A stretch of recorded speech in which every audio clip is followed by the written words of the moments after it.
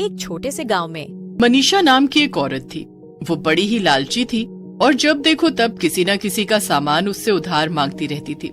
इतना ही नहीं, अगर मनीषा को मौका मिले तो वो लोगों का सामान उनसे बिना पूछे भी उठा लेती थी। एक दिन मनीषा अपने पति के साथ उसके गांव गई हुई थी। ओह, ननद माधुरी आ जाती है। अरे भाभी, क्या हुआ? आप यहाँ अकेली क्यों बैठी हैं? क्या आपको गांव में अच्छा नहीं लग रहा है? ओह नहीं नहीं नहीं, ऐसा नहीं है। वो बस घर जाना है ना आज, और रोहन अभी तक आए नहीं है तो मुझे फिक्र हो रही है कहीं देर ना हो जाए। अरे भाभी, आप लोगों को तो शाम को जाना है, अभी वक्त है, आप परेशान मत होइए। एक काम करते हैं, जब तक भैया आते हैं चलिए मैं आपको एक मजेदार जगह घुमा कर लाती हूँ। मजेदार जगह? पर कहाँ? अरे चलिए ना, चलकर आपको सब कुछ पता चल जाएगा। फिर माधुरी मनीषा को खींचकर अपने साथ ले जाती है। वो दोनों किसी सुनसान से खंडहर के पास पहुँच जाते हैं। अरे माधुरी, ये तुम मुझे कहाँ ले आई हो? ये तो कोई अजीब सा खंडहर है। अरे मुझे यहाँ डर लग रहा है, चलो यहाँ से। अरे भाभी डरिए मत, ये तो बड़ी मजेदार जगह है। सुना है यहाँ एक चुड़ैल भी रहती है। क्या? चुड़ैल? तुम पागल हो क्या माधुरी? अगर यहाँ चुड़ैल है तो मुझे यहाँ क्यों लेकर आई हो? अरे बाप रे, मैं तो यहाँ से भाग रही हूँ, तुम्हें रुकना है तो रुको। इतना कहकर मनीषा वहाँ से जल्दी से भागने लगती है, लेकिन उसके पैर के नीचे कुछ आता है और उसे चुभ जाता है। आ आ अरे मर गई, ये क्या है? मनीषा ने देखा कि दो सुंदर झुमके उसके पैर के नीचे पड़े थे। अरे वाह, कितने सुंदर झुमके हैं ये तो। माधुरी पीछे से दौड़कर आती है और मनीषा जल्दी से झुमके छुपा लेती है। क्या हुआ भाभी, आप ठीक तो हो? क्या चुभा आपको?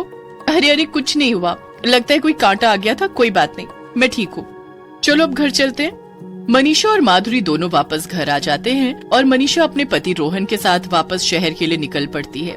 जब मनीषा अपने पति के साथ कार में बैठकर वापस आ रही थी तो उसे अचानक से ऐसा लगा कि पीछे वाली सीट पर कोई बैठा है। वो पीछे मुड़कर देखने लगी।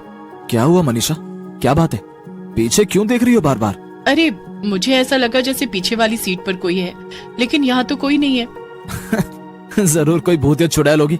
चलो तुम्हें क्या, उसे बैठने दो आराम से यहाँ पे। मनीषा और रोहन दोनों इस बात पर हंसने लगते हैं। थोड़ी देर में दोनों अपने घर पहुँच जाते हैं। रोहन तो थक कर सो जाता है, मगर मनीषा को नींद नहीं आ रही थी। वो रोहन के सोते ही चुपके से उठकर अपने झुमके निकालती है। वाह वाह, कितने सुंदर झुमके मिले हैं मुझे, और वो भी मुफ्त में। इन्हें तो जितनी बार देखो उतनी बार मन को अलग ही खुशी मिलती है। चलो अच्छा है, इस बार गाँव जाने से आखिर कुछ तो फायदा हुआ। इन्हें पहनकर मैं तो एकदम हीरोइन लगूंगी। ओह, लेकिन कहीं रोहन इसे देख न ले। अरे नहीं, अगर उन्होंने देख लिया तो बड़ी आफत हो जाएगी। मैं इन्हें छुपा देती हूँ। मनीषा उन झुमकों को अलमारी में छुपाकर वापस से सोने चली जाती है। अगले दिन रोहन ऑफिस चला जाता है और मनीषा अपने घर पर अकेली थी। चलो, आखिर सारा काम खत्म हो गया, अब मैं जरा आराम कर लेती हूँ। मनीषा जैसे ही अपने कमरे में जाती है एकदम हैरान रह जाती है। कमरे की हालत बहुत खराब थी क्योंकि सारा सामान यहाँ वहाँ बिखरा पड़ा था। अरे ये सब क्या है? लगता है ये सब रोहन ने किया है। पता नहीं क्या ढूंढ रहे थे वो कि पूरा कमरा बिखरा कर चले गए। आने दो, आज ऑफिस से अच्छी खबर लूंगी। मनीषा फिर से अपने कामों में लग जाती है और रात को रोहन घर वापस आता है। आ गए? क्या ढूंढ रहे थे सुबह जो सारा कमरा बिखरा के गए थे? क्या? मैं? नहीं तो, मैं तो कुछ भी नहीं ढूंढ रहा था, और ना ही मैंने कमरे में कुछ किया। चलो चलो, अब बातें मत बनाओ, आइंदा ऐसा मत करना वरना तुम्ही से सारी सफाई करवाऊंगी।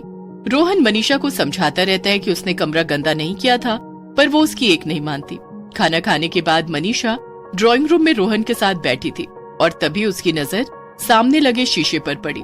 उसे उन दोनों के ठीक पीछे एक चुड़ैल की परछाई दिखाई दी। मनीषा ये देखकर चिल्ला दी।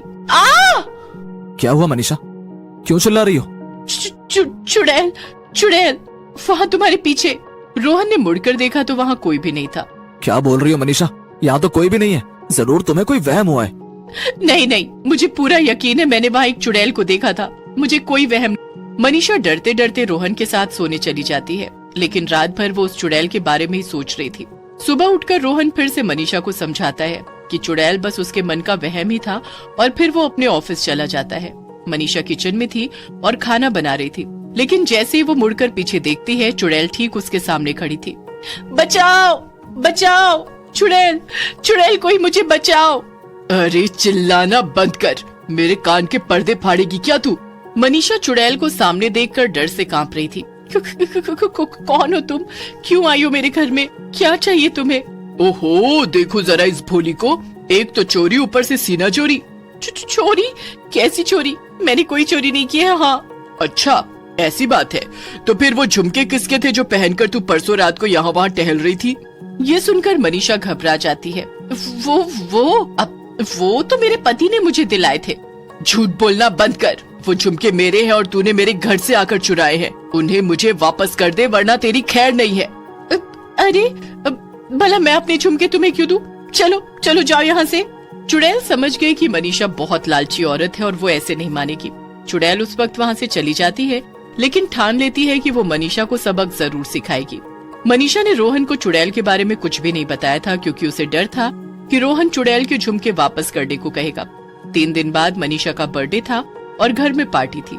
चुड़ैल भी बेसब्री से इसी मौके का इंतजार कर रही थी।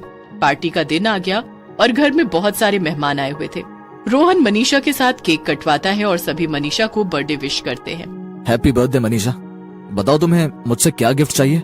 मुझे एक सुंदर सी चेन दिला दो रोहन। मेरे पास उसके मैचिंग झुमके भी हैं।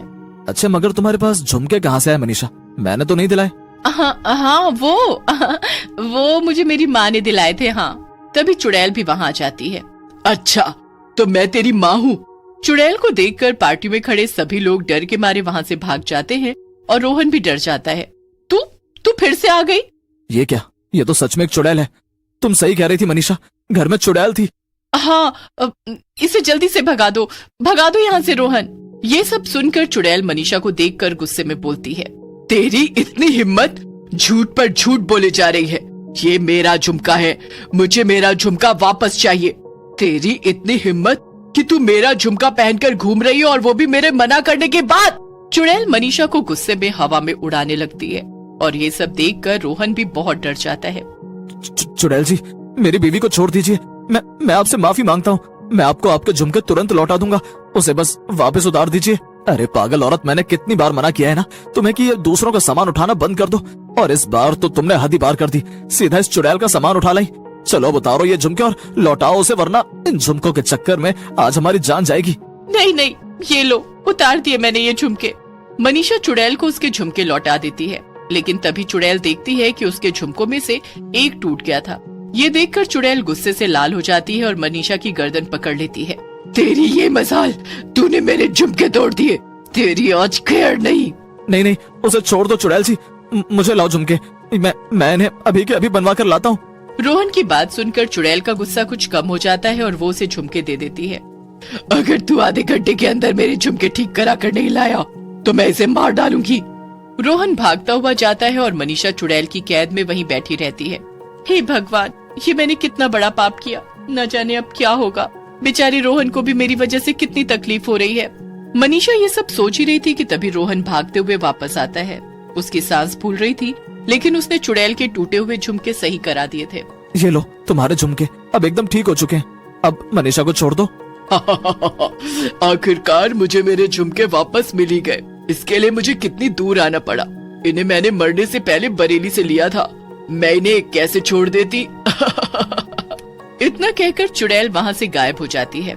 इस हादसे के बाद से मनीषा को भी अच्छा सबक मिलता है और वो दोबारा कभी किसी का भी सामान नहीं। ये कहानी से हमें यह सीख मिलती है कि हमें कभी झूठ नहीं बोलना चाहिए।